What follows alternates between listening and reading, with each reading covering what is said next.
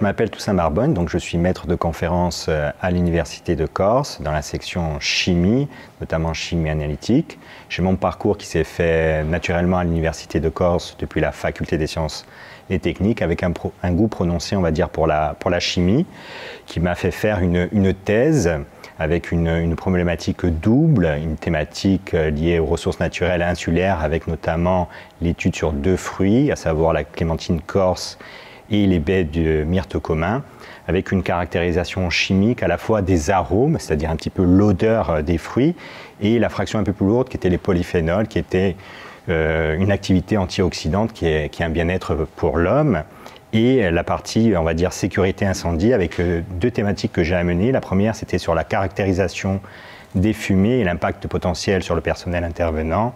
Et la deuxième, c'était le feu de Palasque, les embrasements généralisés éclairs, avec une explosion, un flash-over en milieu ouvert qui a fait une forte propagation de l'incendie.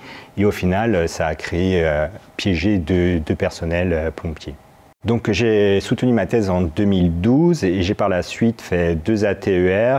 Et en 2019, j'ai effectué un stage postdoctoral à l'Institut biométéorologique de Sassari sur l'inflammabilité du combustible corso-sarde, et ça a impliqué un projet, justement le premier projet transfrontalier maritime avec les collègues sardes, mais aussi donc avec l'Université de Corse et la région Ligurie, qui m'a permis aussi d'avoir un métier, puisque j'ai un petit peu géré dans ce cadre-là le projet. En septembre 2012, j'ai été recruté à l'IUT et j'ai eu à charge le DUT HSE pour hygiène, sécurité, environnement, dont je suis toujours le responsable de ce département. En 2018, j'ai créé un DU en intelligence économique.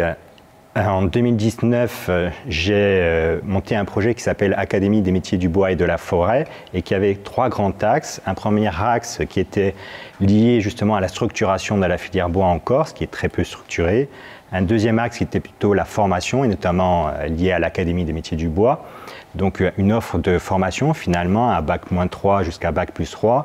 Et le troisième volet, c'était évidemment notre prisme, c'est-à-dire la recherche, avec la valorisation des produits du bois et des coproduits du bois, et notamment une partie recherche liée au liège, en termes d'isolants, en termes de matériaux composites, notamment pour le béton allégé, ou encore en termes de cosmétiques, avec la fabrication d'un savon et d'une crème, on va dire, un petit peu anti-rides.